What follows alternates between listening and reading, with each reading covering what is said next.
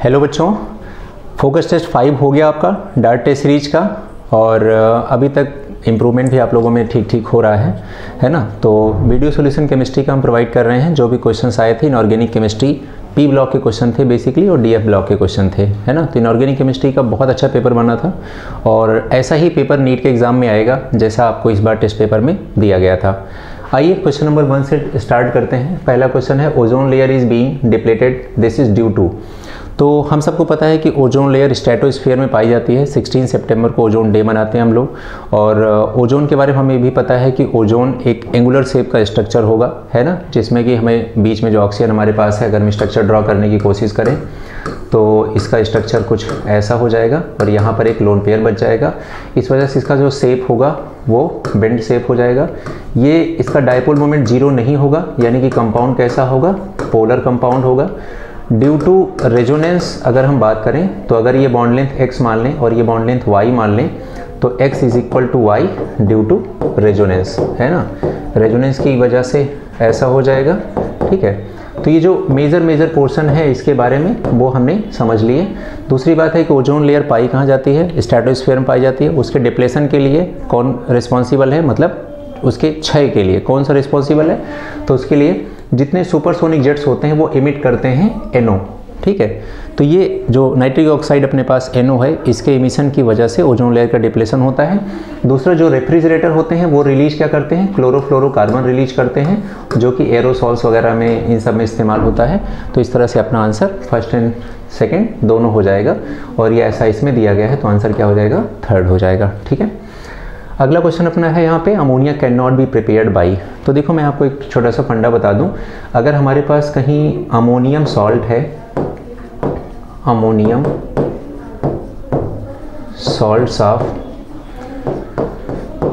अब अपने पास है क्लोरेट, ठीक है, और उसके बाद फिर है डाइक्रोमेट, और अपने पास है नाइट्राइट, ठीक है। अगर ये 3 अमोनियम सॉल्ट, इन सब के अमोनियम सॉल्ट हैं, तो जब भी आप इनको हीट करेंगे कौन सी गैस मिलेगी, नाइट्रोजन गैस मिलेगी, जो कि एक डायामैग्नेटिक गैस होती है ना।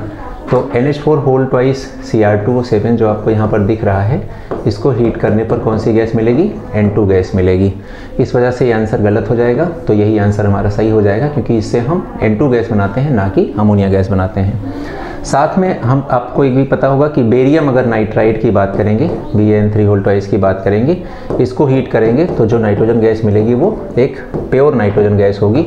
सोडियम अजाइड भी ले देते हैं, और इसके हीट करने से बिल्कुल प्योरेस्ट नाइट्रोजन गैस मिला करेगी, ठीक है। यहाँ से आप इस चीज़ का रिवीजन कर सकते हैं। बाकी आप इसका और यहाँ पर जो लिखा है इसका अगर वाटर से रिएक्शन कराएंगे तो भी अमोनिया गैस ही मिलेगी, ठीक है। इस तरह से इसके आंसर्स आ जाएंगे। अगला क्वेश्चन है, ozone is a powerful oxidising agent. तो बेटा जब ओजोन की बात करेंगे तो ओजोन जब ब्रेक होगा तो O2 प्लस एक नेसेंट ऑक्सीजन में यहाँ पर ये ब्रेक हो जाएगा। यही होगा रेस्पॉन्सिबल, ठीक है, responsible for its oxidising behaviour, ठीक है, ये होता है, ये रीज़न यहाँ पर लिखा गया है। फिर कह रहा है O3 molecule is diamagnetic and O3 minus is paramagnetic. तो O3 जो हमारा मॉलिक्यूल है, इसके पास टोटल जो इलेक्ट्रॉन है, ठीक है, टोटल इलेक्ट्रॉन है वो कितने हैं, 24 इलेक्ट्रॉन हैं, ठीक है। और 24 इलेक्ट्रॉन क्या हो गए हमारे पास, एक इवन नंबर हो गया, ठीक है। तो इवन नंबर होने की वजह से ये कैसा हो जाएगा, ये डायामैग्नेटिक हो जाएगा, ठीक है। तो सही लिखा इधर, फिर लिखा इधर O3 माइनस 2 पैरामैग्नेटिक। तो O3 माइनस 1 में अगर हम बात करेंगे तो पैरामैग्नेटिक हो जाएगा। स्टेटमेंट बी करेक्ट है, स्टेटमेंट ए भी करेक्ट है, लेकिन ए का जो रीज़न है वो यहाँ पर है ड्यू टू नेसेंट ऑक्सीजन। तो रीज़न आंसर क्या हो जाएगा, सेकेंड हो जाएगा। अगला क्वेश्चन है कि group 15 the melting point of the element. तो ग्रुप 15 का जो मेल्टिंग पॉइंट का ऑर्डर होता है बेटा वो ये 4th होगा। पहले तो इंक्रीज करेगा नाइट्रोजन से लेकर आर्सेनिक तक, और देन बिस्मथ तक डिक्रीज करता जाएगा, ठीक है। तो नाइट्रोजन के बाद फास्फोरस, फास्फोरस के बाद आर्सेनिक, आर्सेनिक के बाद एंटीमनी, और एंटीमनी के बाद बिस्मथ। ये हमारा ऑर्डर आ जाएगा किसका, मेल्टिंग पॉइंट का, याद कर लें, ठीक है, इंपॉर्टेंट है। आगे बढ़ते हैं अगला क्वेश्चन पे। कह रहा है single nitrogen bond is weaker then the single PP bond. तो मैं एक पहले रीज़न बता दूं आपको, अगर N बॉन्ड की बात करेंगे तो नाइट्रोजन के पास क्या बच रहा है बेटा, लोन पेयर बच रहा है ना। और अब चूंकि इसमें लोन पेयर ये नॉन बॉन्डेड इलेक्ट्रॉन पेयर है, तो इनमें आपस में क्या होगा, लोन पेयर रिपल्सन बहुत ज़्यादा होता है। BACPR theory, balance electron pair repulsion theory में आप लोगों ने पढ़ा होगा। तो जब लोन पेयर रिपल्सन ज़्यादा होगा तो इसी रिपल्सन को मिनिमाइज़ करने के लिए दोनों नाइट्रोजन क्या होंगे, दूर शिफ्ट हो जाएंगे, तो इनकी बॉन्ड लेंथ क्या हो जाएगी, कम हो जाएगी। तो बॉन्ड लेंथ बढ़ जाएगी, है ना, बॉन्ड लेंथ बढ़ जाएगी। इस वजह से इनकी जो बॉन्ड स्ट्रेंथ है वो क्या हो जाएगी, वो कम हो जाएगी। ठीक है, बॉन्ड स्ट्रेंथ इनकी कम हो जाएगी। ठीक है, ये हो जाएगा बॉन्ड लेंथ का बढ़ना और बॉन्ड स्ट्रेंथ का कम हो जाना। ठीक है, अब यहाँ पर देख लीजिए, यहाँ पर क्या लिखा हुआ है, लिखा है larger NN bond length in comparison to PP bond length. ठीक है, और यहाँ कह रहा है single NN bond is weaker. ठीक, यहाँ पर लिख रहा है कि high inter electronic repulsion of the non bonding electron owing to the small NN bond length. ये तो गलत है, अभी मैंने कहा कि बढ़ जाएगी, है ना, तो ये तो गलत लिखा हुआ है यहाँ पर। ठीक है, अगला है higher electronegativity of nitrogen in comparison to phosphorus. इसका कोई रोल ही नहीं है। Small atomic size of nitrogen is compare to phosphorus. यही रीज़न है, इसी वजह से ऐसा होता है नाइट्रोजन की इंटर एटॉमिक साइज जो है या इंटर न्यूक्लियर डिस्टेंस है वो बहुत कम है। तो दोनों नाइट्रोजन के न्यूक्लियाई बहुत पास हैं, इस वजह से इनके लोन पेयर और उनके लोन पेयर में आपस रिपल्सन ज़्यादा होगा। तो आंसर क्या हो जाएगा, 4th हो जाएगा। ठीक है, अगला है among the member of group 15 which of the following property shows as increases as be go down from the nitrogen to bismuth, है ना। तो जब हम नाइट्रोजन से बिस्मथ की तरफ चलेंगे तो जो ऑक्सीडेशन स्टेट की स्टेबिलिटी लिखी है, देखिए ग्रुप 15 है ये, है ना। तो ग्रुप 15 में हम कैसे देखते हैं, इसका जो मिनिमम ऑक्सीडेशन स्टेट है इसकी, ठीक है, या हम लिख सकते हैं लोअर ऑक्सीडेशन स्टेट है और higher oxidation state group number के बराबर होगी और लोअर ऑक्सीडेशन स्टेट होगी ग्रुप नंबर -8 के बराबर। तो ये हो जाएगा +5 और ये हो जाएगा -3, पॉइंट नंबर 1। पॉइंट नंबर 2, इसमें इनर्ट पेयर इफेक्ट लगेगा और इनर्ट पेयर इफेक्ट की वजह से जैसे जैसे हम डाउन द ग्रुप चलेंगे, डाउन द ग्रुप, तो जो स्टेबिलिटी है, stability of lower oxidation state increases and stability of higher oxidation state decreases. तो जैसे जैसे नीचे जाते जाएंगे वैसे वैसे यहाँ पर इनर्ट पेयर इफेक्ट में हम ऐसा देखेंगे कि इसकी 2 ऑक्सीडेशन स्टेट है, +5 एंड +3। तो +3 की स्टेबिलिटी डाउन द ग्रुप बढ़ती जाएगी और +5 की स्टेबिलिटी डाउन द ग्रुप कम होती जाएगी। तो ये तो पहला जो लिखा है ये तो गलत लिखा हुआ है। रिड्यूसिंग कैरेक्टर ऑफ हाइड्राइड्स, ये कैसे होता है, देखिए अगर हम यहाँ पर लिखें NH3, PH3, ASH3, SbH3 और BiH3, ये हमने 5 नाम लिख दिए यहाँ पर।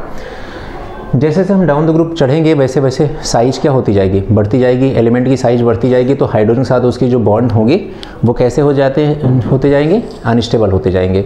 अब देखो छोटा साइज का हाइड्रोजन छोटे साइज के नाइट्रोजन के साथ बहुत अच्छा स्टेबल है ना। जैसे जैसे नीचे जाते जाएंगे वैसे वैसे ये बॉन्ड लेंथ बढ़ती जाएगी, तो उस बॉन्ड को तोड़ना आसान होता जाएगा। तो सबसे आसानी से हाइड्रोजन कौन रिलीज करेगा, BiH3 रिलीज करेगा। अब जब BiH3 सबसे आसानी से हाइड्रोजन रिलीज कर देगा तो यही हाइड्रोजन निकल के आसानी से किसी से जुड़ जाएगा और हाइड्रोजन का जुड़ना ही रिडक्शन है। तो BiH3 से निकला हुआ हाइड्रोजन किसी का रिडक्शन बहुत आसानी से कर ले रहा है, तो बहुत अच्छा रिड्यूसिंग एजेंट कौन होगा, BiH3। और बेटा ये कॉन्सेप्ट सिर्फ यही नहीं, आगे चल करके ऑक्सीजन फैमिली और आगे चल करके हैलोजन फैमिली के लिए भी एप्लीकेबल होगा। ठीक है, सारे हाइड्राइड में जो सबसे नीचे वाला है वो सबसे अच्छा रिड्यूसिंग एजेंट होगा ड्यू टू थर्मल स्टेबिलिटी। ठीक है, तो यहाँ पर रिड्यूसिंग कैरेक्टर तो डाउन द ग्रुप इंक्रीज करता जाएगा, तो बात सही लिखी है, इलेक्ट्रोनेगेटिविटी डाउन द ग्रुप, और इंक्रीज की तो बात हमसे पूछ रहा है। ठीक है, इलेक्ट्रोनेगेटिविटी नीचे आने पर तो कम होती जाएगी। ठीक है, यहाँ लिखा है, तो ये तो कम होती जाएगी। एसिडिक नेचर जब हम नीचे जाते जाएंगे, अगर हम पेंटॉक्साइड की बात करेंगे, देखो जैसे जैसे हम नीचे जाते जाते हैं, ठीक है, तो हमें शुरुआत में हमारे पास नाइट्रोजन फास्फोरस होता है जो कि दोनों नॉन मेटल्स होते हैं। फिर उसके बाद नाइट्रोजन फास्फोरस आर्सेनिक और एंटीमनी दोनों मेटेलॉइड होते हैं और नीचे बिस्मथ। ठीक है, ये हमारा कैसे हो जाएगा, मेटल हो जाएगा। मेटल जनरली क्या बनाते हैं, बेसिक ऑक्साइड बनाते हैं। ठीक है, मेटल बनाते हैं बेसिक ऑक्साइड, नॉन मेटल बनाते हैं एसिडिक ऑक्साइड, बीच में जो आपके आ रहे हैं मेटेलॉइड वो बनाते हैं एम्फोटेरिक ऑक्साइड। ठीक है, तो यहाँ पर कह रहा है कि which of the following property shows as increase as go down the nitrogen to bismuth. तो ये तो गलत है, तो आंसर क्या हो जाएगा, reducing character of the hydride, ये आंसर हो जाएगा हमारा। आगे अपने पास है कि ऑक्सीडेशन स्टेट पूछ रहा है, तो S8 का तो 0 ही होगा ऑक्सीडेशन स्टेट।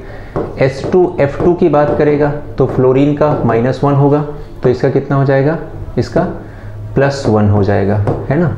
और उसके बाद H2S की बात करेंगे तो सल्फर का -2 हो जाएगा। तो आंसर क्या हो जाएगा? पहला। ठीक। उसके बाद अपने पास है थर्मल स्टेबिलिटी, अभी आपको बता ही रहा था। देखो, नाइट्रोजन, फास्फोरस, आर्सेनिक, एंटीमनी और बिस्मथ। ठीक है, तो नाइट्रोजन, फास्फोरस, आर्सेनिक, एंटीमनी और बिस्मथ। तो यहाँ पर थर्मल स्टेबिलिटी नीचे जाने पर लगातार कम होती जाएगी। तो आंसर क्या हो जाएगा? ये हो जाएगा, क्योंकि छोटा छोटे के साथ स्टेबल, बड़ा बड़े के साथ स्टेबल, इस तरह से। अगला है in case of nitrogen NCl3 is possible but not NCl5। तो जाहिर सी बात है बेटा, नाइट्रोजन सेकेंड पीरियड का एलिमेंट है और जितने भी सेकेंड पीरियड के एलिमेंट्स होते हैं, सेकेंड पीरियड के एलिमेंट्स होते हैं, उनकी कुछ प्रॉपर्टीज़ होती हैं। पहली प्रॉपर्टी इसमें है कि इनकी जो साइज होती है वो स्मॉल होती है, इनकी इलेक्ट्रोनेगेटिविटी बहुत हाई होती है, इनमें वैकेंट d ऑर्बिटल जो होता है वो एब्सेंट होता है, और इनका जो फाई यानी कि आयनिक पोटेंशियल होता है, आयनिक पोटेंशियल होता है, जिसका कि फॉर्मूला होता है चार्ज अपॉन साइज।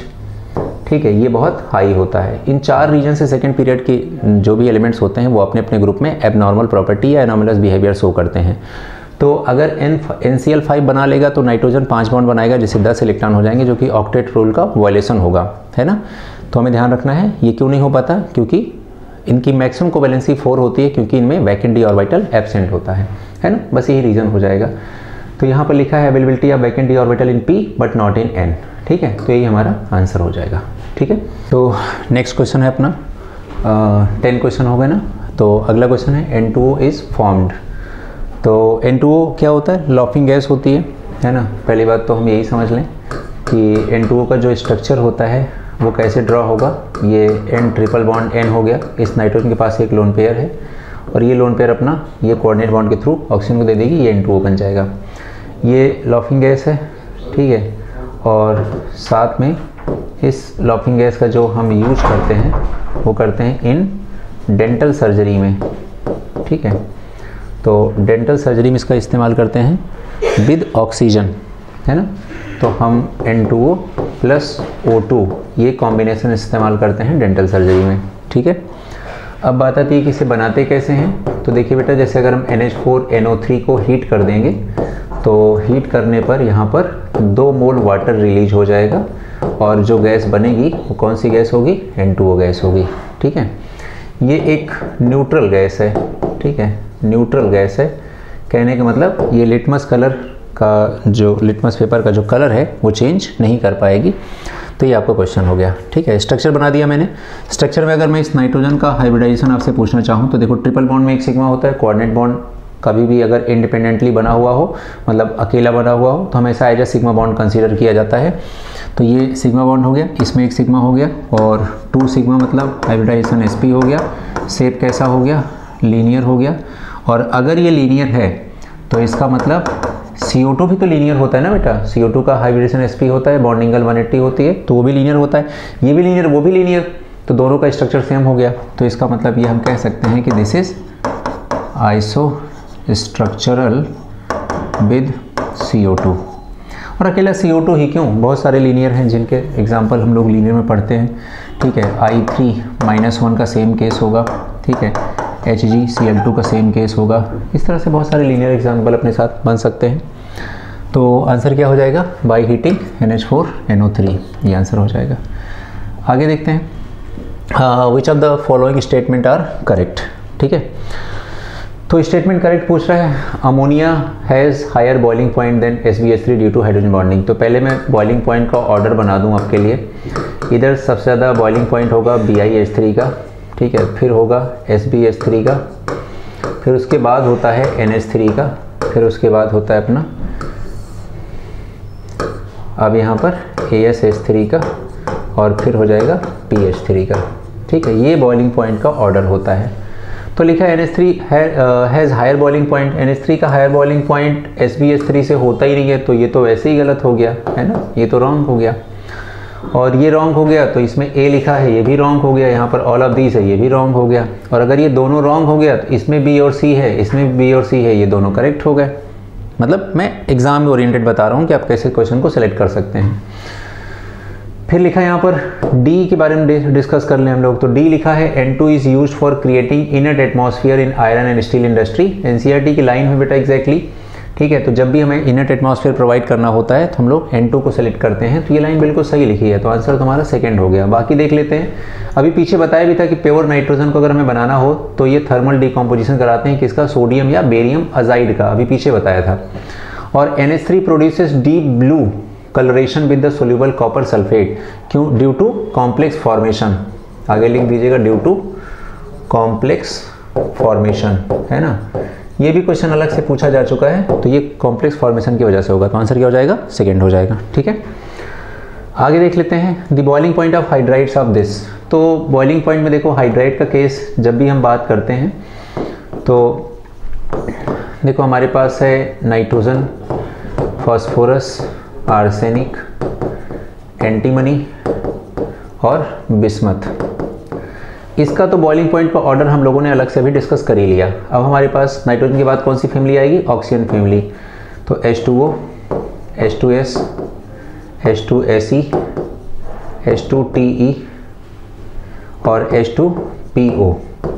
फिर उसके बाद HF और एक सेकेंड HF, HCl, HBr और HI, ठीक है। ये हमने बना लिया, क्लियर। अब देखें बेटा आप यहाँ पर इसमें पाया जाता है हाइड्रोजन बॉन्डिंग, इसमें पाया जाता है हाइड्रोजन बॉन्डिंग, है ना, हाइड्रोजन बॉन्डिंग। इन दोनों में हाइड्रोजन बॉन्डिंग पाया जाएगा, इनमें से किसी में भी हाइड्रोजन बॉन्डिंग नहीं पाया जाएगा। तो जो हमारा बॉइलिंग पॉइंट का ऑर्डर होता है वो डायरेक्टली प्रोपोर्शनल होता है हाइड्रोजन बॉन्डिंग। कैसा हाइड्रोजन बॉन्डिंग, इंटरमॉलिक्यूलर, ठीक है, इंटरमॉलिक्यूलर हाइड्रोजन बॉन्डिंग। और दूसरा होता है directly proportional to molecular weight, ठीक है। तो जैसे अब मान लो इस वाले फैमिली का निकालना है तो इसमें हाइड्रोजन बॉन्डिंग किसमें है, सिर्फ वाटर में है, तो सबसे ज़्यादा बॉइलिंग पॉइंट किसका हो जाएगा, वाटर का। फिर इन तीनों में नहीं है, तो इन तीनों में क्या ढूंढ लेंगे, मॉलिक्यूलर वेट किसका सबसे ज़्यादा है, H2PO का, तो हम लिख देंगे H2PO, फिर लिख देंगे H2TE, फिर लिख देंगे H2Se और फिर लिख देंगे H2S, ठीक है। ये ऑर्डर हो जाएगा। सेम टू सेम ऑर्डर यहाँ पे भी हो जाएगा। सबसे ज़्यादा किसका हो जाएगा, HF का ड्यू टू हाइड्रोजन बॉन्डिंग, ठीक है। उसके बाद HI का due to molecular weight, HBr का, और फिर सबसे कम हो जाएगा HCl का, ठीक है। इसमें HCl जो है इसका मिनिमम बॉइलिंग पॉइंट है, और बॉइलिंग पॉइंट अगर कम है तो सबसे कम टेम्परेचर पे ये बॉईल करना स्टार्ट कर देगा। तो जब बॉईल करेगा तो खूब आसानी से ये मतलब वेपर में कन्वर्ट हो जाएगा, तो वोलेटाइल बहुत ज़्यादा होगा, तो इसकी वोलेटिलिटी मैक्सिमम होगी, है ना। और जब ये वेपर में कन्वर्ट होगा तो वेपर अपना प्रेशर क्रिएट करेंगी, तो ये हाई वेपर प्रेशर क्रिएट करेगा, ठीक है। इतनी सारी बातें हम HCl के बारे में बोल सकते हैं। इसका जस्ट ऑपोजिट आप सारी चीज़ें HF और वाटर के बारे में बोल सकते हैं, क्लियर। साथ में बता दूं एक वाटर का मॉलिक्यूल 4 हाइड्रोजन बॉन्ड बनाता है, और HF के बारे में बता दूं कि HF अगर सॉलिड स्टेट में है तो ज़्यादा एक्सटेंट ऑफ हाइड्रोजन बॉन्डिंग ज़्यादा होगी। एक्सटेंट ऑफ हाइड्रोजन बॉन्डिंग इस बात पे भी डिपेंड करती है कि स्टेट क्या है, सॉलिड स्टेट में सबसे ज़्यादा, देन लिक्विड और देन गैस में। HF जिगजैग शेप बना लेता है, और ऐसा स्ट्रक्चर बनता है HF का कि अगर F है, ये H है, ये F है, ये H है, ये F है, ये H है, तो इनके बीच में ऐसे ऐसे, इनके बीच में ऐसे ऐसे, और ये बॉन्ड एंगल कितना होता है 120 डिग्री का, ठीक है, due to hydrogen bonding, clear. अगला क्वेश्चन है a considerable part of the harmful ultraviolet rays of the sun does not reach the surface of the earth, this is because high above the earth atmosphere there is a layer of ozone, है ना। ये तो simple सा answer है, अभी पीछे discuss किया था। स्ट्रेटोस्फीयर में पाई जाती है। The acid which has a peroxy linkage is, ठीक है। आप परॉक्सी लिंकेज के लिए आप निकालेंगे तो आप कैरोज एसिड का फॉर्मूला अगर आपको पता होगा तो ये क्या होता है, H2SO5 होता है ना। तो आप इसका स्ट्रक्चर बनाने की कोशिश करिएगा। तो एक तो ये हो गया आपके पास, एक OH ये हो गया, एक OH ये हो गया, और फिर एक OO यहाँ पर अपने पास, एक सेकेंड, यहाँ पर एक O एक H ऐसा हो गया, और एक अपने पास 1 2 3 4 और 5 ये बन गया H2SO5 कैरोज एसिड, है ना। फॉर्मूला क्या होता है H2SO5। तो इसमें देखो क्या दिख रहा है, परऑक्सी लिंकेज पाया जा रहा है, तो आंसर ये हो जाएगा, ठीक है। आगे देखते हैं which are the following reaction depicts the oxidising behaviour of H2SO4। अगर H2SO4 में सल्फर का ऑक्सीडेशन स्टेट +6 होता है, अगर ये ऑक्सीडाइजिंग बिहेवियर, चूंकि ये इसका हाईएस्ट ऑक्सीडेशन स्टेट है, इसलिए हमेशा ऑक्सीडाइजिंग एजेंट बनेगा। तो जब ये किसी के साथ रिएक्शन करेगा तो ये उसको ऑक्सीडाइज करेगा, है ना, तो खुद क्या होगा, रिड्यूस होगा। और H2SO4 ज़्यादातर रिएक्शन में जब खुद ऑक्सीडाइजिंग एजेंट की तरह काम करता है तो SO2 में कन्वर्ट होता है ना। और मुझे दिख रहा है कि इसमें SO2 में कन्वर्ट हो रहा है, तो इसी को मैं चेक कर लूँ। आयोडीन इसमें I-1 में है ना, I-1 में है, सल्फर +6 में है, आयोडीन यहाँ पर 0 हो गया, सल्फर यहाँ पर +4 हो गया। तो देखो -1 से 0 है ना, तो इसने क्या कर दिया, इसका ऑक्सीडेशन कर दिया, तो यही ऑक्सीडाइजिंग एजेंट हो जाएगा। अब इसमें खास बात यह है कि जैसे ये रिएक्शन है तो ये बेस है, ये एसिड है, और एसिड बेस की रिएक्शन से क्या बनता है, सॉल्ट बनता है। और ये देखो ये सॉल्ट है और ये क्या है, हमारे पास एसिड है, तो ये क्या होगा, डिस्प्लेसमेंट रिएक्शन होगी, है ना। और ऐसी कोई भी रिएक्शन ये कभी भी नेवर रेडॉक्स रिएक्शन, ये कभी भी रेडॉक्स रिएक्शन नहीं कहलाती हैं, ठीक है। और बाकी यहाँ पर फास्फोरस का ऑक्सीडेशन स्टेट निकालेंगे तो यहाँ भी +5 था, यहाँ भी +5 था, तो ये तो वैसे भी रेडॉक्स नहीं हुआ, तो आंसर क्या हो जाएगा, 4th हो जाएगा। देखो आंसर मैंने फटाफट से बता दिया, आपको थोड़ा ऐसे ही अप्रोच रखना पड़ेगा। Which statement is not correct for the nitrogen. अभी पीछे बताया था कि इधर अमोनियम का अगर डाइक्रोमेट सॉल्ट है तो नाइट्रोजन गैस बनेगी, it is obtained by this, ये तो करेक्ट है। Does not readily react with O2, सही बात है, आसानी से रिएक्ट नहीं करती। और आसानी से रिएक्ट क्यों करे, जब N ट्रिपल बॉन्ड N पाया जा रहा है, तो N ट्रिपल बॉन्ड N में आप देख रहे हैं कि यहाँ पर इसकी बॉन्ड डिसोसिएशन एनर्जी बहुत ज़्यादा हो जाएगी, तो आसानी से ये ब्रेक नहीं होगा। तो N2 और O2 आपस में जब अगर रिएक्शन करते हैं तो लगभग 1000 डिग्री सेल्सियस टेम्परेचर होना चाहिए। या हम यूँ कह सकते हैं कि अगर कोई इलेक्ट्रिक स्पार्क हो, ठीक है, या इलेक्ट्रिक आर्क ऐसा हो, ठीक है, या थंडर स्टॉर्म वगैरह हो, तब जाकर के ये दोनों कंबाइन करते हैं, तब जाकर के ये NO बनाते हैं, ठीक है। Does not really react with the O2 मतलब आसानी से O2 से रिएक्शन नहीं करता, ये बात बिल्कुल सही लिखी है।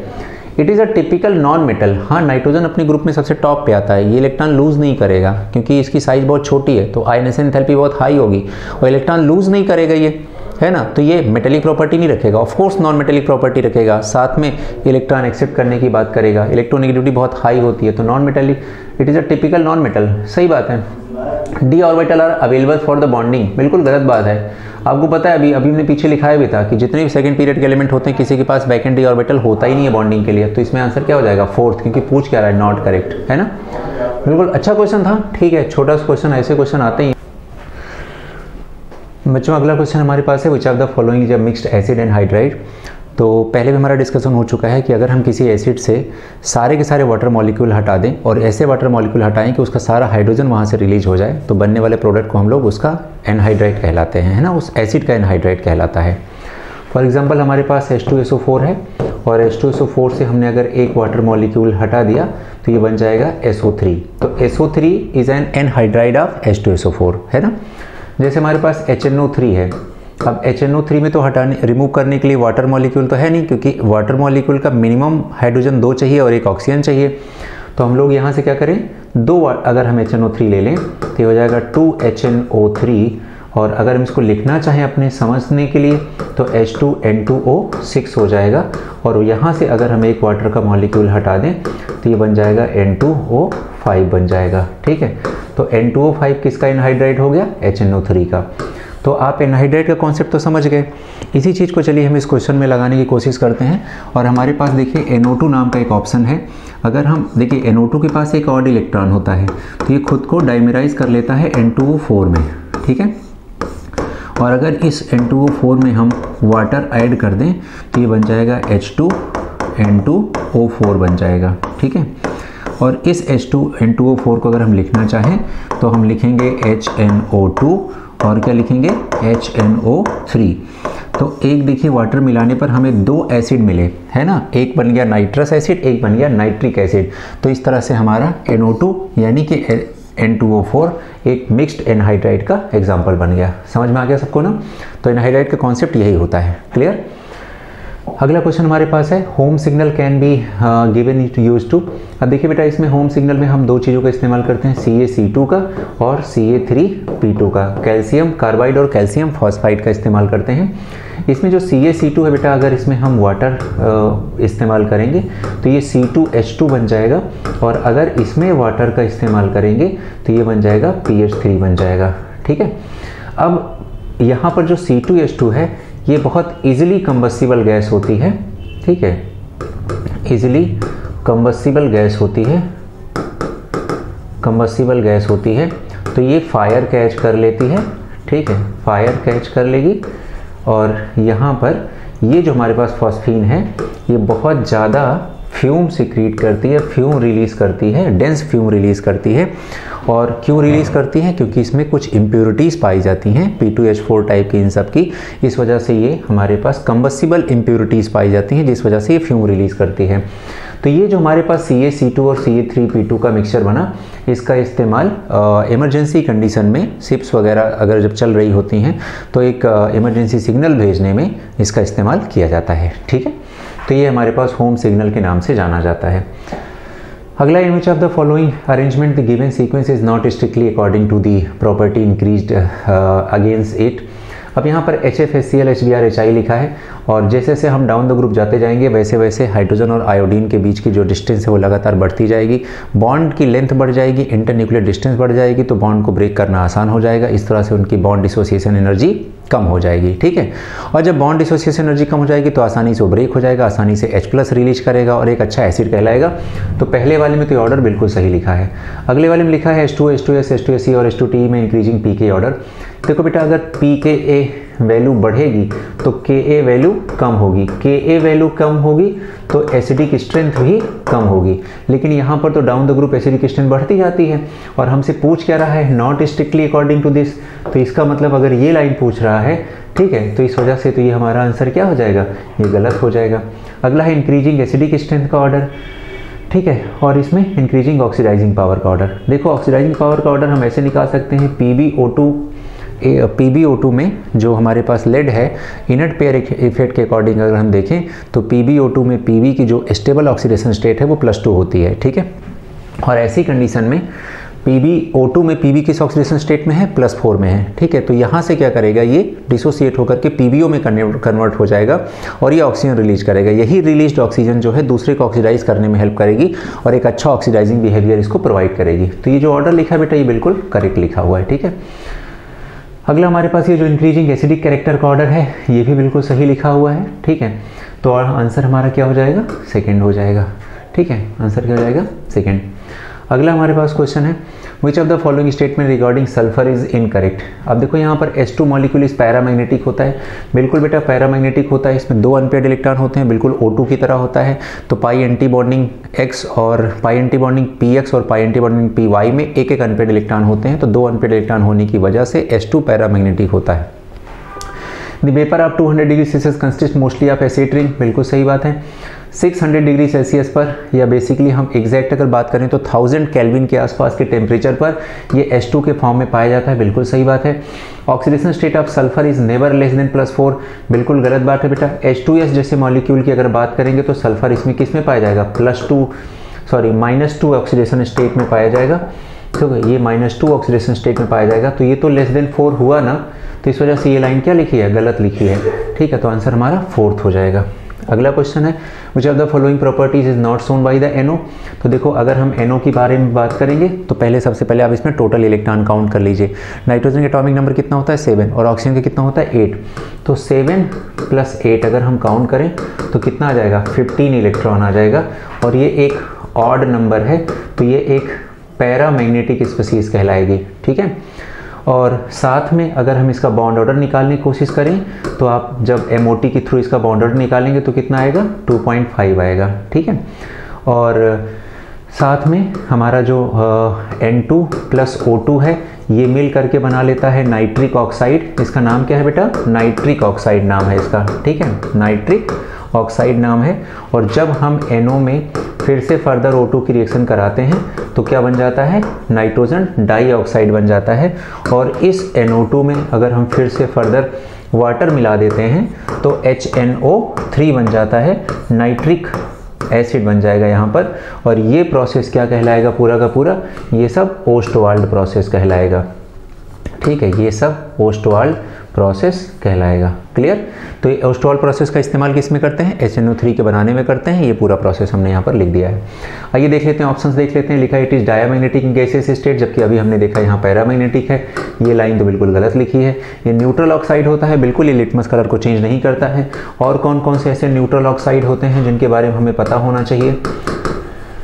न्यूट्रल ऑक्साइड के केस में देखो हमारे पास NO तो आ ही गया, CO तो आ ही गया, है ना, N2O आ गया और साथ में हमारा वाटर आ गया। इतने सारे न्यूट्रल ऑक्साइड हमारे पास हैं और बॉन्ड ऑर्डर हमने निकाल ही दिया। Combined with oxygen to form nitrogen dioxide, सब निकाल दिया। तो आंसर क्या आ गया? फर्स्ट आ गया। ठीक है, अगला क्वेश्चन हमारे पास है essential reason nitrogen oxygen remain component in the atmosphere but those do not react to form. हाँ सही बात है बेटा। देखो N2 और O2 की बात करें, है ना, एयर में, तो एयर में N2 भी पाया जाता है, O2 भी पाया जाता है। लगभग 78% के आसपास ये पाया जाएगा और लगभग ये 21% के आसपास या 22.5 के आसपास जो भी पाया जाएगा, ये दोनों पाए जाते हैं। तो स्टिल बेटा एयर में इनकी परसेंटेज बहुत हाई होने के बावजूद भी आपको ये दोनों आपस में रिएक्ट करते हुए नहीं दिखाई देंगे, क्योंकि इनके रिएक्शन के लिए लगभग 2000 केल्विन के आसपास की टेम्परेचर की ज़रूरत पड़ती है। और इतना हाई टेम्परेचर हमें कहाँ मिलेगा बेटा? या तो कोई इलेक्ट्रिक स्पार्क हो उसमें मिल सकता है ना, इलेक्ट्रिक डिस्चार्ज हो उसमें मिल सकता है, या तो कोई थंडर स्टॉर्म हो उसमें मिल सकता है। तो इतना हाई टेम्परेचर नॉर्मली अवेलेबल ही नहीं होता है। ठीक है, तो इस वजह से N2 और O2 आपस में कंबाइन भी नहीं करते हैं, क्योंकि N और N की जो बॉन्ड ऑर्डर होती है 3 होती है, O और O की बॉन्ड ऑर्डर 2 होती है। तो जाहिर सी बात है बेटा, इस बॉन्ड को डिसोसिएट करने के लिए बहुत ज़्यादा एनर्जी की ज़रूरत होती है, जो कि नॉर्मल टेम्परेचर, ऑप्टिमल टेम्परेचर या रूम टेम्परेचर पर अवेलेबल नहीं होती है। क्लियर? और ऐसा ही लिखा है कुछ रीजन में the reaction between nitrogen and oxygen requires high temperature. तो ये बिल्कुल बात सही है, रीजन भी सही लिखा है। तो आंसर क्या हो जाएगा? ए, यानी कि first is correct, second is correct and second explain well to statement 1। ठीक है, अगला क्वेश्चन है which of the following is not the characteristic of inter halogen compound. पहली बात हम इंटर हैलोजन कंपाउंड हम समझ जाएं कि क्या होता है। जैसे ClF एक इंटर हैलोजन कंपाउंड है, ठीक है, ClF3 एक इंटर हैलोजन कंपाउंड है, IF7 एक इंटर हैलोजन कंपाउंड है, ठीक है, BrF5 एक इंटर हैलोजन कंपाउंड है। मतलब जब दो हैलोजन आपस में खुद रिएक्शन करते हैं आपस में, तो इनमें इंटर हैलोजन कंपाउंड बनता है या कहलाता है। इंटर हैलोजन कंपाउंड की कुछ प्रॉपर्टीज होती हैं बेटा। इंटर हैलोजन कंपाउंड ये ज़्यादा रिएक्टिव होते हैं एक नॉर्मल हैलोजन से। उसका रीज़न क्या हो सकता है? ज़्यादा रिएक्टिविटी का रीज़न क्या हो सकता है कि जो इंटर हैलोजन कंपाउंड का बॉन्ड बनता है वो बॉन्ड दो डिफरेंट ऑर्बिटल के आपस में ओवरलैपिंग की वजह से बनता है, जबकि हैलोजन के केस में सेम ऑर्बिटल के ओवरलैपिंग से बनता है। जैसे Cl आपस में ओवरलैप करेंगे तो इसका भी 3p उसका भी 3p आपस में ओवरलैप करेगा। सेम ऑर्बिटल के ओवरलैपिंग की वजह से जो Cl के बीच बॉन्ड बनेगा वो स्ट्रॉन्ग बॉन्ड बनेगा, जबकि इंटर हैलोजन कंपाउंड के केस में डिफरेंट ऑर्बिटल के ओवरलैपिंग की वजह से उनमें बॉन्ड की जो स्ट्रेंथ होगी वो कम होगी। क्लियर? अब बॉन्ड स्ट्रेंथ कम होने से बॉन्ड के ब्रेक होने के चांसेस बहुत ज़्यादा हो जाएंगे। और दूसरी रीज़न इसमें इलेक्ट्रोनेगेटिविटी डिफरेंस का भी है। इस वजह से जितने भी इंटर हैलोजन कंपाउंड्स होते हैं they are more reactive than normal halogens. हाँ, अगर मैं ओवरऑल रिएक्टिविटी का ऑर्डर लिखूँ तो बेटा सबसे ज़्यादा जो मतलब इसमें होगा F2 रिएक्टिव होगा, देन इंटर हैलोजन कंपाउंड की रिएक्टिविटी आ जाएगी, इंटर हैलोजन कंपाउंड्स की रिएक्टिविटी आ जाएगी और उसके बाद बाकी सब X2 आ जाएंगे। ठीक है, ये ओवरऑल ऑर्डर हो गया। ये जितने भी कंपाउंड्स होते हैं सब कोवेलेंट नेचर के होते हैं, सब वोलाटाइल नेचर के होते हैं, लेकिन इनका जो बॉइलिंग पॉइंट होता है ये थोड़ा सा मेल्टिंग पॉइंट और बॉइलिंग पॉइंट हाई होता है। आइए ऑप्शन देख लेते हैं हम। They are more reactive than halogen, मैंने पूरी बात आपको समझा दी, बता दी। They are quite unstable but none of them explosive, बिल्कुल सही बात है। कोवेलेंट इन नेचर होते हैं, ये हाईली वोलाटाइल होते हैं, बात तो सही है। हाईली वोलाटाइल नहीं, नॉर्मल वोलाटाइल होते हैं, बहुत हाईली वोलाटाइल टर्म इस्तेमाल नहीं कर सकते इनके लिए। और यहाँ पर जो लिखा है लो बॉइलिंग पॉइंट, ये बात गलत है, इनका बॉइलिंग पॉइंट और मेल्टिंग पॉइंट थोड़ा सा ज़्यादा होता है। ठीक है, अब नॉट करेक्ट के केस में हमारा आंसर क्या हो जाएगा? 4th हो जाएगा। अगला है अग्रीनिश येलो कलर गैस। अरे ये तो Cl2 की बात कर रहा है, और Cl2 की रिएक्शन जब हम कराते हैं, ठीक है, तो दो रिएक्शन आती हैं NaOH के साथ, ठीक है, एक ये और एक अपने पास कोल्ड एंड डाइल्यूट और एक है हॉट एंड कॉन्सेंट्रेटेड। ठीक है, दो आती हैं। कोल्ड और डाइल्यूट के साथ करेंगे तो एक तो कंपाउंड बेटा दोनों में फिक्स है, NaCl इसमें भी बनेगा, NaCl इसमें भी बनेगा। इसमें एक और कंपाउंड बनेगा NaOCl और इसमें बन जाएगा NaClO3 बन जाएगा। ठीक है, इस तरह से। अब अगर हम पोटेशियम ले लेंगे तो यहाँ पर ये सब K लग जाएगा हर जगह पर। ठीक है, इस तरह से। तो अगर हम NaOH की जगह पर हम लोगों ने KOH ले लिया होता तो इसकी जगह पर क्या बन जाता, KClO3। और KClO3 का जो हम यूज करते हैं बेटा, इसका यूज हम लोग सेफ्टी मैचेज में करते हैं, फायरवर्क्स में करते हैं, क्रैकर्स में करते हैं, इन सब को इस्तेमाल करते हैं। और साथ में जो बच्चे लैब जाते होंगे या कभी गए होंगे उन्होंने देखा होगा कि KClO3 को अगर हम हीट कर दें तो ये 2KCl, अगर हम इसको 2 मोल हीट कर देंगे तो 2KCl प्लस 3O2 गैस बनेगी, यानी कि ऑक्सीजन भी यहाँ से रिलीज होगी। और ये एक लैब मेथड है बेटा ऑक्सीजन के प्रोडक्शन का। ठीक है, तो आंसर क्या हो जाएगा हमारा, सेकंड हो जाएगा। ठीक, आगे question, chlorine act as a bleaching agent only in presence of. देखो बेटा, क्लोरीन जो है केवल मॉइस्चर की प्रेजेंस में ही एज अ ब्लीचिंग एजेंट काम कर सकती है, क्योंकि ये इसकी प्रेजेंस में बना लेती है HOCl। और HOCl एक अनस्टेबल कंपाउंड होता है बेटा, और अनस्टेबल होने की वजह से ये जो HOCl होता है ये ब्रेक हो जाता है HCl में, और साथ में O में ब्रेक हो जाता है। ये यहाँ से जो नेसेंट ऑक्सीजन रिलीज हुई है बेटा, यही nascent oxygen is responsible for the bleaching action of chlorine gas, है ना। और जो ऐसे कंपाउंड अपने पास हैं जो ब्लीचिंग एक्शन रखते हैं, और due to its oxidising nature they will produce a permanent bleaching action over the particles or compounds or different substance. Okay, चूंकि ये भी अपने ऑक्सीडेशन की वजह से किसी को ब्लीच कर पा रही, तो ये भी परमानेंट, लेकिन साथ में मॉइस्ट ब्लीचिंग एजेंट के नाम से जानी जाएगी। ड्राई ब्लीचिंग एजेंट में नाम रखना हो तो ओजोन का नाम बहुत अच्छे से आप याद रख सकते हैं। ठीक है, बाकी ब्लीचिंग पाउडर का नाम आपने सुना ही होगा। ठीक है, SO2 गैस भी ब्लीचिंग एक्शन रखती है, लेकिन वो अपने रिड्यूसिंग नेचर की वजह से रखती है, और इस रिडक्शन के नेचर वजह से रखती है, और इस वजह से वो टेम्परेरी ब्लीचिंग के लिए यूज की जाती है। तो आंसर क्या हो जाएगा यहाँ पर, मॉइस्चर हो जाएगा। ठीक है, formation of O plus PtF6 is the basis for the formation of xenon fluoride. This is because बेटा होता क्या है एक्चुअल में, हम O2 की बात करें और हम प्लेटिनम की बात करें, ठीक है, प्लेटिनम नहीं जेनॉन की बात करें, O2 और जेनॉन की बात करें, तो जेनॉन और O2 में लगभग बेटा इसका 1174 और इसका 1170 किलो जूल पर मोल, है ना। अगर आप NCERT के गिवन डेटा का इस्तेमाल करेंगे, एग्जैक्टली NCERT से बना हुआ पूरा का पूरा पेपर, तो अगर आप इसका इस्तेमाल करेंगे तो इनके बारे में दिया गया, इनकी आयनाइजेशन एंथैल्पी की वैल्यू दी गई है, तो लगभग कंपेरेबल आयनाइजेशन एंथैल्पी होने की वजह से ये पॉसिबल हो पाया। ठीक है, तो ये पहला कंपाउंड जो बना था due to comparable ionisation enthalpy. Which of the noble gas has highest polarisability. तो बेटा जैसे जैसे डाउन द ग्रुप साइज बढ़ती जाएगी वैसे वैसे पोलराइजेबिलिटी बढ़ती जाएगी। सबसे ज़्यादा किसकी हो जाएगी, जेनॉन की हो जाएगी। और वाटर सोलिबिलिटी भी सबसे ज़्यादा किसकी होगी, जेनॉन की होगी। और देखिए बेटा, जेनॉन को अगर हम वाटर में डिसॉल्व करने की कोशिश करेंगे तो ये एक पोलर मॉलिक्यूल है, जबकि एक नॉन पोलर मॉलिक्यूल है। तो यहाँ पर जो एक वंडरवॉल फोर्स ऑफ अट्रैक्शन लगेगा उसे हम क्या बोल सकते हैं, एक नॉन पोलर और पोलर के बीच में क्या लगेगा, इंड्यूस्ड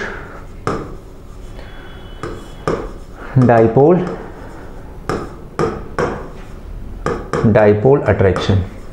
ठीक है, या इसी को हम किस नाम से जान सकते हैं, डिबाई के नाम से जान सकते हैं। तो Debye forces are responsible for the solubility of noble gases in water. ठीक, तो हाँ, इसमें आंसर क्या हो जाएगा, जेनॉन हो जाएगा। ओके, अगला question, helium acid to the oxygen use to the deep sea divers. Because देखो बेटा, अभी जो डीप सी डाइवर्स वगैरह जो इस्तेमाल करते हैं, समुद्र में जो गोताखोर होते हैं, वो जो हीलियम को ऑक्सीजन के साथ मिला करके ले जाते हैं। एक्चुअल में क्या होता है, हीलियम ब्लड में बहुत कम मिसिबल होती है, ब्लड में आसानी से घुलती नहीं है, तो कोई भी ऐसा हार्मफुल इफेक्ट प्रोड्यूस करना या एडवर्स इम्पैक्ट प्रोड्यूस करना ऐसा नहीं हो पाता है। तो it is less soluble in blood than the nitrogen under high pressure. तो आंसर हो जाएगा हमारा फर्स्ट।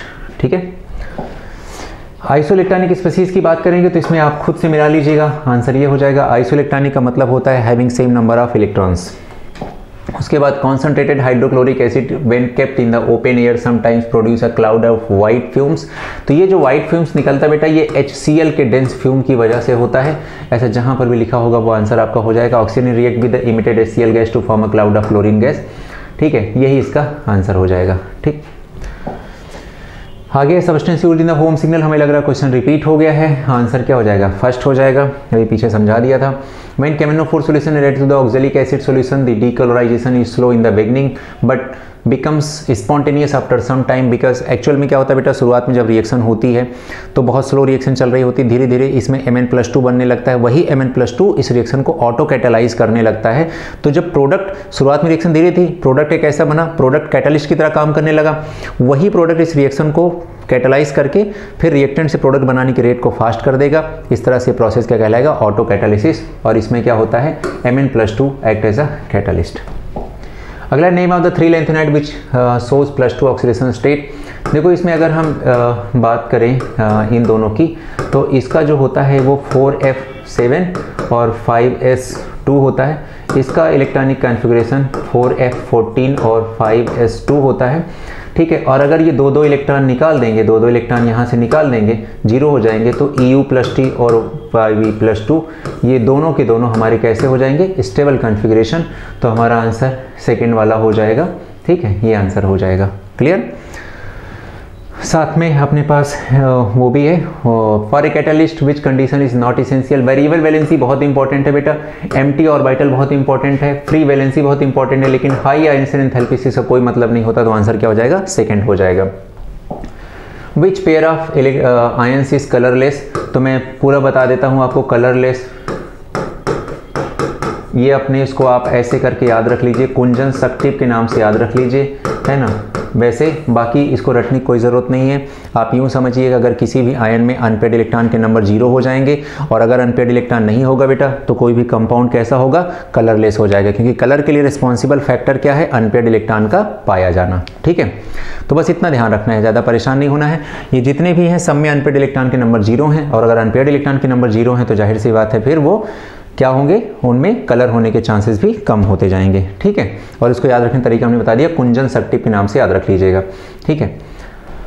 अगला है NH4 whole twice Cr2O7 used in the fireworks, the green colour powder blown in the air is. यहाँ पर जो green colour का पाउडर हमें मिलेगा, ठीक है, NH4 होल ट्वाइस Cr2O7 के केस में, ठीक है, इसको हम लोग जो यूज करेंगे वो किसका ग्रीन कलर का पाउडर होगा, Cr2O3 का होगा, ठीक है। ये बस एक दो फैक्टर वाले वो क्वेश्चंस हैं।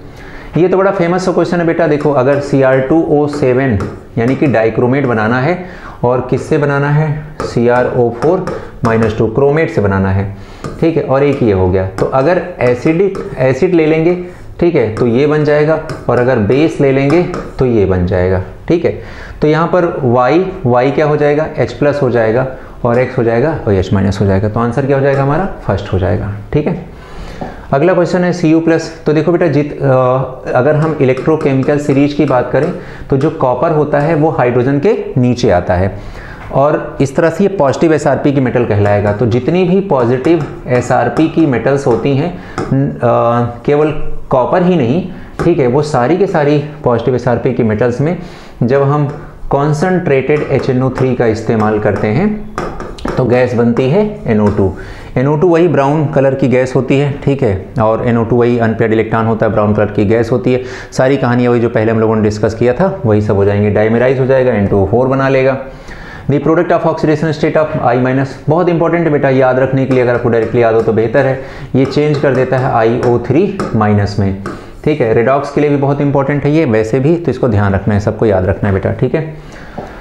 Which of the following oxide of chromium is amphoteric in nature. देखो, अगर सब एक ही मेटल के ऑक्साइड गिवन है तो बहुत अच्छी तरीके से आप इस बात को ध्यान रखें कि आप सबका ऑक्सीडेशन स्टेट फाइंड आउट करें।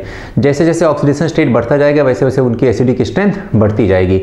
तो सबसे जो लोवेस्ट ऑक्सीडेशन स्टेट वाले होंगे वो क्या होंगे, बेसिक नेचर के होंगे, इंटरमीडिएट ऑक्सीडेशन स्टेट वाले एम्फोटेरिक नेचर के होंगे, और हाईएस्ट ऑक्सीडेशन स्टेट वाले एसिडिक नेचर के होंगे। तो यहाँ सबका निकाल लीजिएगा तो आंसर क्या आ जाएगा, Cr2O3 आ जाएगा, ठीक है। तो इस तरह से आप सॉल्व कर सकते हैं, और यहाँ बाकी जितने हाईएस्ट ऑक्सीडेशन स्टेट हो जाएंगे वो सब क्या हो जाएंगे, एसिडिक नेचर के। An increase in the both atomic and ionic radii with atomic number occurs in any group of the periodic table. In accordance of this the ionic radii of titanium and zirconium ion are 0.68 angstrom and 0.74 angstrom respectively, but the hafnium ion in the ionic radii is 0.75, which of the almost the same as that of zirconium। तो बेटा zirconium hafnium को due to lanthanide contraction, इतनी बड़ी कहानी पढ़ने और लिखने की क्या जरूरत है ना। और ये क्यों होता है, due to poor shielding of 4f sub orbital electrons. यहाँ पर लिखा गया है KMnO4 can be prepared by K2MnO4 as per the reaction this the reaction can go completion by the removing OH minus ion by the adding. देखो बेटा पहली बात तो ये रिएक्शन कैसी है, ये रिएक्शन है रिवर्सिबल, और रिवर्सिबल रिएक्शन तो लगातार रिएक्टेंट से प्रोडक्ट और प्रोडक्ट से रिएक्टेंट बनता रहेगा। तो हम इस रिएक्शन को वन डायरेक्शनल कैसे कर सकते हैं, अगर हम बनने वाले प्रोडक्ट को वहाँ से हटा लें और हम KOH का इस्तेमाल करते हैं CO2 गैस को रिमूव करने के लिए। तो यहाँ पर ये देखो OH माइनस किससे हटा सकता है, यहाँ से CO2 से हट सकता है, तो हम CO2 को इस्तेमाल करके KOH को यहाँ से हटा लेंगे। प्रोडक्ट में इसकी कमी हो जाएगी तो उसको पूरा करने के लिए रिएक्टेंट और बनेगा, तो रिएक्शन यूनिडायरेक्शनल हो जाएगी और फिर इस तरह से कंप्लीशन की तरफ बढ़ जाएगी। एक्वारेजिया में अगर हम बात करें बेटा तो यहाँ पर कह रहा कौन किसको कन्वर्ट कर लेगा, यहाँ पर जो हमारा गोल्ड है वो AuCl4-1 में कन्वर्ट हो जाएगा। The actinide exhibit more number of oxidation state in general than the lanthanide. This is because अब यहाँ पर बेटा क्या होता है कि एक्चुअली एनर्जी डिफरेंस की कहानी है इसमें, है ना, due to less energy difference between the 6D and 5F, ये आंसर हो जाएगा इसका।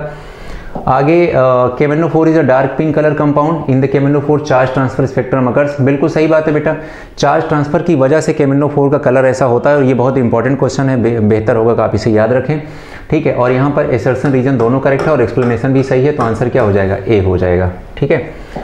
चलिए अगला क्वेश्चन है change in colour of acidic solution. हाँ, मैं कह रहा था अगर कोई ड्रंकन ड्राइवर का केस है तो होता क्या है कि मान ली पुलिस वाले ने किसी को रुकाया और उनसे बोला कि चलिए भाई ये आप ड्रिंक करके चला रहे हैं, है ना, और उसने मना कर दिया, तो उनके पास एक अपना इंस्ट्रूमेंट होता है, उसमें K2Cr27 रहता है, ठीक है। और K2Cr27 का जो कलर होता है ऑरेंज रेड कलर का होता है, ठीक है। जैसे वो स्मेल करेंगे क्या होगा, वो जो K2Cr27 है चूँकि एक ऑक्सीडाइजिंग एजेंट है, वो एल्कोहल को ऑक्सीडाइज कर देगा एल्डिहाइड में और खुद किस में कन्वर्ट हो जाएगा, वो खुद Cr2O3 में कन्वर्ट हो जाएगा, ठीक है, Cr+2 में शायद।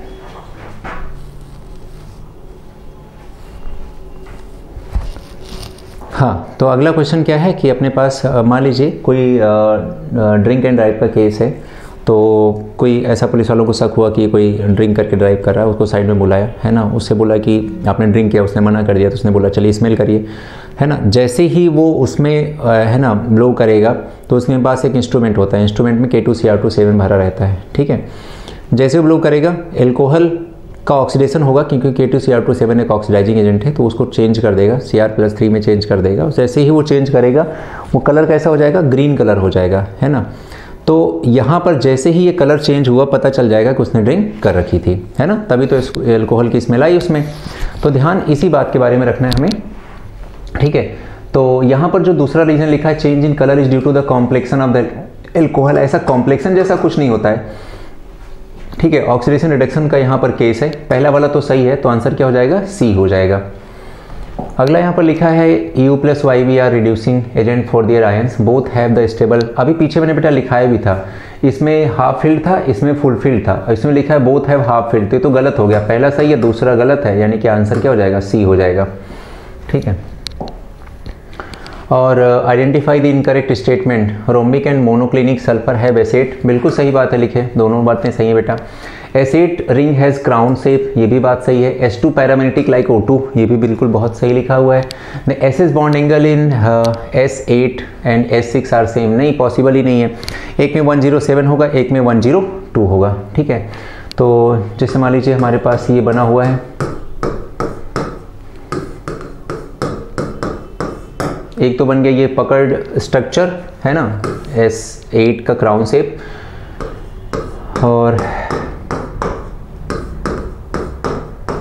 ये हो गया S6 का चेयर शेप बन गया, ठीक है।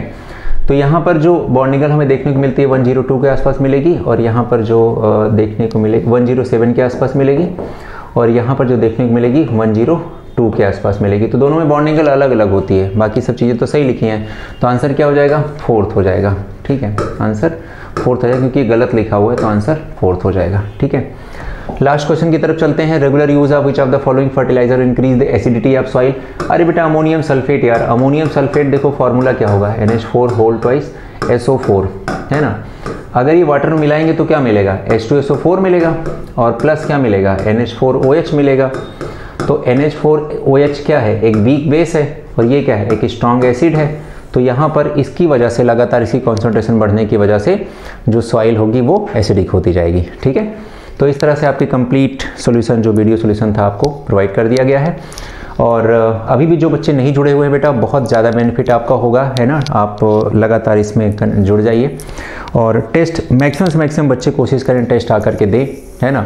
अभी तक जितने भी मार्केट में ऑफलाइन टेस्ट सीरीज चल रही हैं, सबसे बेहतर टेस्ट सीरीज़ ये आपको पता चल जाएगा। जैसे आप ज्वाइन करेंगे, 1-2 टेस्ट पेपर देते ही आपको आइडिया लग जाएगा कि क्वेश्चन का जो लेवल है, जो क्वेश्चन को सेट करने का तरीका है और जो परसेंटेज ऑफ कॉम्पोजिशन है कि एनसीईआरटी इंक्लूड कर लेना, एनसीईआरटी एग्जाम्पलर इंक्लूड कर लेना, साथ में आपका जो प्रीवियस ईयर है वो भी इंक्लूड करना, है ना। नीट और जेईई दोनों के जो भी इंपॉर्टेंट फिजिक्स और केमिस्ट्री के क्वेश्चन है वो इंक्लूड करना, तो इन सब से आपको बहुत ज़्यादा बेनिफिट होने वाला है ना। एक ही जगह पर, एक ही प्लेटफॉर्म पर आप वेरियस टाइप के जो क्वेश्चन हैं उनको सॉल्व करना, उनसे कॉन्फिडेंस गेन करना, अपनी जो कमियाँ हैं उनको सही करना, बहुत सारी चीज़ें हो जाएंगी, ठीक है। और जल्दी ही 1-2 सीरीज हम लोग और यहाँ से स्पेशली केमिस्ट्री के केस में मैं लॉन्च करने चल रहा हूँ। एक तो इनऑर्गेनिक केमिस्ट्री के लिए और एक ऑर्गेनिक केमिस्ट्री के लिए, ठीक है, पैरेलली। तो इनऑर्गेनिक केमिस्ट्री में जैसे पी ब्लॉक एक बहुत बड़ा सेगमेंट है, जो बच्चों का बहुत ज़्यादा प्रॉब्लम रहता है कि फिर पी ब्लॉक नहीं याद हो पाता है, और एक मिथ जो मार्केट में चलती रहती है लगातार कि इनऑर्गेनिक केमिस्ट्री रटने वाला टॉपिक है और इस तरह से, है ना। तो सब लोग, यहाँ तक कि सिलेक्टेड बच्चे आकर के बोल देते हैं कभी कभी रटने वाला टॉपिक है, ठीक है। तो जाहिर सी बात है कि आप अभी इस हिसाब से आपने इनऑर्गेनिक केमिस्ट्री को ना देखा है, ना समझा, ना जाना, ना पहचाना, ना पढ़ा है, इस वजह से आपके दिमाग में ये भ्रांति बैठी हुई है। तो इस भ्रांति को निकालने के लिए इनऑर्गेनिक केमिस्ट्री के पी ब्लॉक से, पी ब्लॉक के क्वेश्चन कैसे बनते हैं और पी ब्लॉक को समराइज वे में हम कैसे पढ़ सकते हैं, उसके लिए हम कुछ वीडियोज़ आप तक पहुँचाएंगे, है ना। और देखते हैं आपका जैसा रिस्पॉन्स रहा उस हिसाब से उस सीरीज को आगे बढ़ाया जाएगा, ठीक है। चलिए बच्चों, मिलते हैं छोटे से ब्रेक के बाद, तब तक के लिए खुश रहिए और टेस्ट में इनरोलमेंट, अपनी सहभागिता, अपनी भागीदारी और आपका जो प्रदर्शन है, उन सब चीज़ों पर फोकस करिए। All the best, thank you.